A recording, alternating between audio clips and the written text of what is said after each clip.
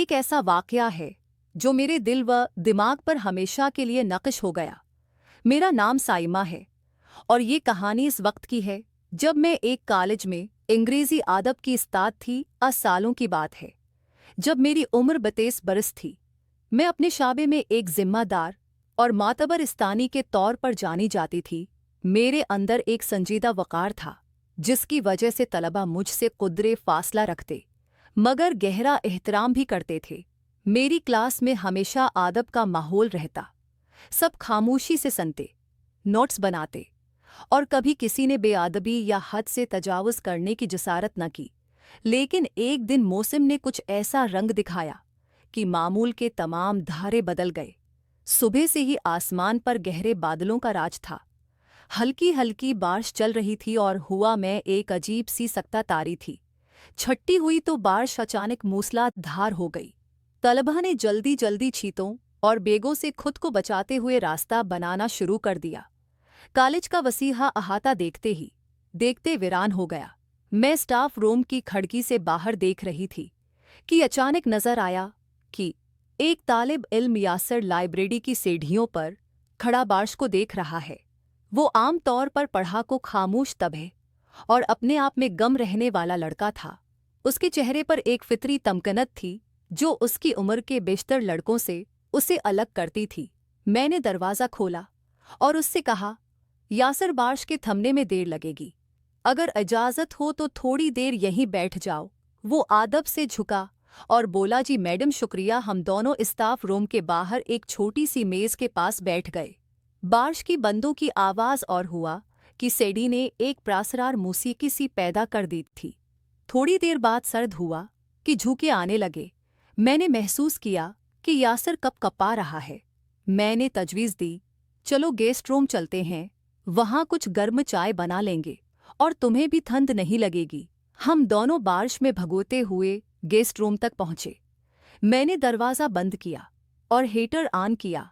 वो कोने में खड़ा था, उसकी आंखों में एक अजीब घबराहट थी, जैसे वो कुछ कहना चाहता हो मगर अल्फाज न मिल रहे हों।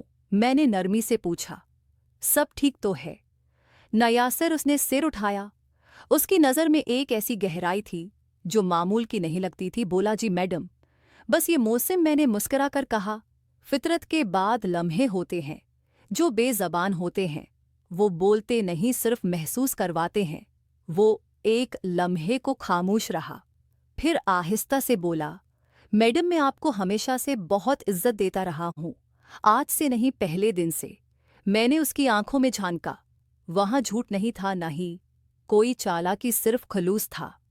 एक तालिब इल्म का वो सादा मगर गहरा एहतराम। मैंने संजीदा लहजे में कहा, यासर, जिंदगी में कुछ जज्बात, कुछ एहसासात ऐसे होते हैं जिन्हें अल्फाज के दायरे में कैद नहीं किया जा सकता। वो सिर्फ एक नज़र, एक खामोशी या एक लम्हे में समटे होते हैं। उन्हें अल्फाज देकर हम उनकी सेंटिटी को तोड़ देते हैं। उसने सिर हिलाया, गोया वो मेरी बात को पूरी तरह समझ रहा था। फिर हमने बातें की, आदब की, शायरी की, जिंदगी के ख्वाबों की और इन खाली जगहों की जिन्हें अल्फाज भर नहीं पाते। उसने बताया कि किस तरह एक दिन लाइब्रेरी में मेरा एक मामूली सा वाक़या, एक किताब उठाना, एक मस्करात उसके दिल पर नक्श हो गया। मैंने मुस्कुराते हुए मगर अपने वक़ार को कायम रखते हुए कहा, यासर, ये लम्हे हमारी ज़िंदगी के खूबसूरत मोती होते हैं जिन्हें हम हमेशा अपने सीने में छिपा कर रखते हैं। उन्हें दुनिया के सामने लाना उनकी चमक को मानत कर देता है। वो बोला, मैडम आप बेफिक्र रहें, आज की यह बातें, ये खामोशियाँ, ये बारिश, ये सब कुछ सिर्फ आप और मेरे दरमियान रहेगा, कभी बाहर नहीं आएगा।